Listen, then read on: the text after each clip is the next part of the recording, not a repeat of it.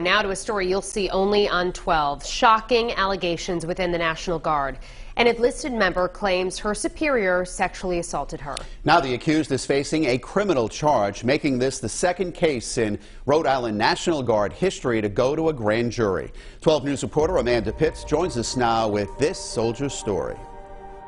That alleged sexual assault happened in 2015, but that victim didn't come forward until 2020.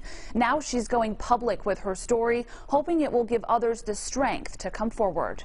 I just knew that I always wanted to be part of something bigger than myself. In 2012, this service member, a first-generation American and a single mom, enlisted in the Rhode Island Army National Guard. And within the first 2 years is when everything was kind of downhill.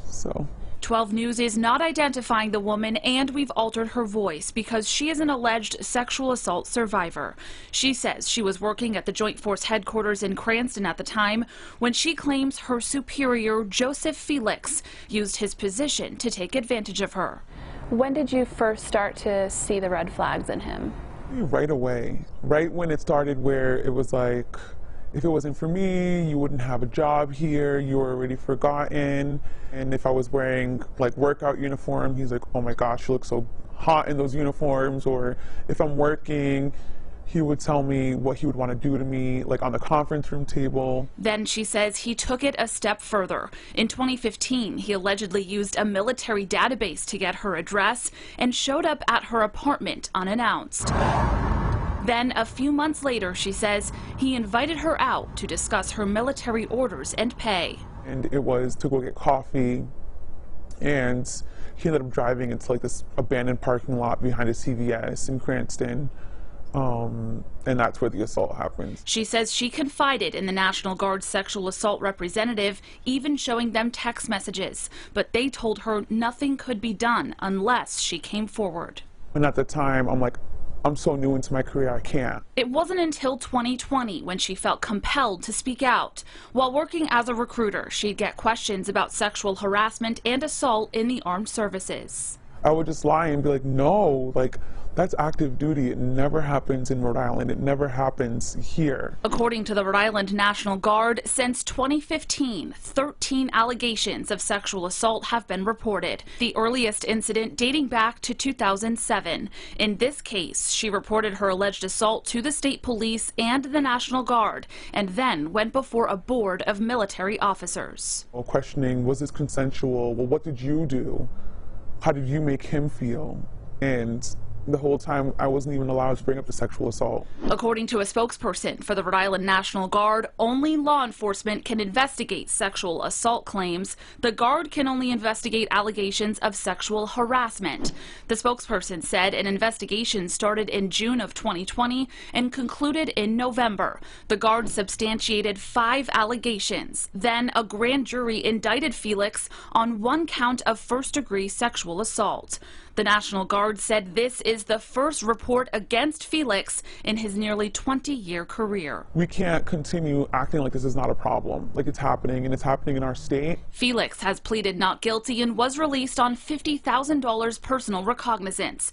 He was terminated and forfeited all military pay. As for his status, it wasn't until a year later when he was discharged at the same rank, Sergeant First Class, meaning he will be eligible for a pension in 17 years. So he's out where it's, yeah, 99% of your service was great.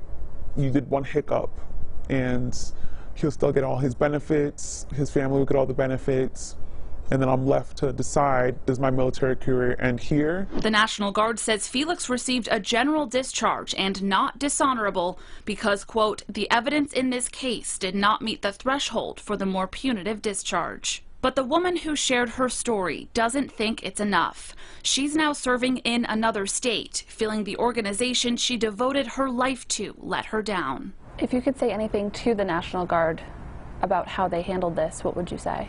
I would just say, take the investigation and take my name out of it and put your wife's name, put your daughter's name instead of my name. And would you still come to the same determination?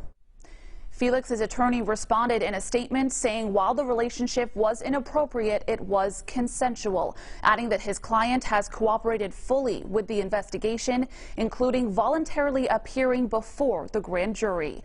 Coming up at 6, I sit down with Senator Jack Reed, chairman of the Senate Armed Services Committee, on the ongoing issue of sexual assault in the military. I'm Amanda Pitts, 12 News. More now on a soldier story that we first brought you on 12 News at 5. A Rhode Island Army National Guard member claims she was sexually assaulted by her superior. This is the second case in the state to go to a grand jury. And new at 6 tonight, we talked to Senator Jack Reed about a significant change and what it could mean when it comes to investigating sexual assault cases in the military. 12 News reporter Amanda Pitts has the new details now in a story you'll see only on 12. Senator Jack Reed, while not commenting on this case specifically, said sexual assaults in the military are the worst kinds of exploitation. He says while Congress has taken action, we won't see the effects for a few years. We are not going to be satisfied until this scourge has been eliminated from the military.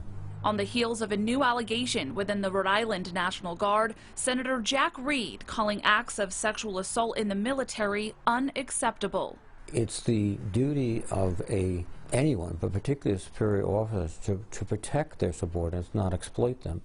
And in so many cases, this is the worst form of exploitation you could ever think about. In 2015, a member of the Rhode Island Army National Guard claims she was sexually assaulted by her superior. Sergeant Joseph Felix was ultimately indicted by a grand jury. The woman came forward in January of 2020 after working as a recruiter for the Guard and getting questions from students and families about sexual assaults in the military. I would just lie and be like, no, that's active duty. It never happens in Rhode Island. It never happens here. She came forward to 12 News after seeing cases play out nationally, like the murder of Vanessa Guillen. Guillen was a U.S. Army soldier bludgeoned to death with a hammer at Fort Hood in Texas by another enlisted soldier in 2020, who she claimed had been harassing her. I went down with Senator Inhofe, my Republican colleague, and we toured Fort Hood. We spoke to just the senator and I, to female soldiers. We got a feeling that, we had to take additional steps. Those steps, Senator Reed said, are included in new legislation signed into law in December of 2021 called the National Defense Authorization Act. We essentially transferred out of the chain of command all of the crimes related to sexual offenses, together with critical crimes like murder, kidnapping, and manslaughter.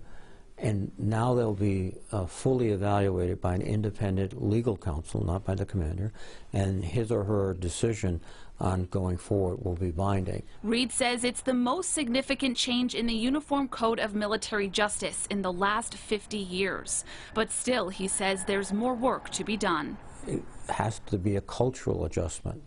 And it's taken, in my view, too long to adjust. Reed says when he enlisted at the age of 17, he served in all-male units, and these types of cases were unheard of. But as the military has evolved, Reed said the policies and culture must too. Every soldier's first responsibility, sailor, airman, guardian, Marine, Coast Guardsman, their first responsibility is to their comrades, to protect them, not to exploit them. And this is the worst form of exploitation I can think of. Reed says the military has 2 years to implement the changes this new legislation will bring. I'm Amanda Pitts, 12 News.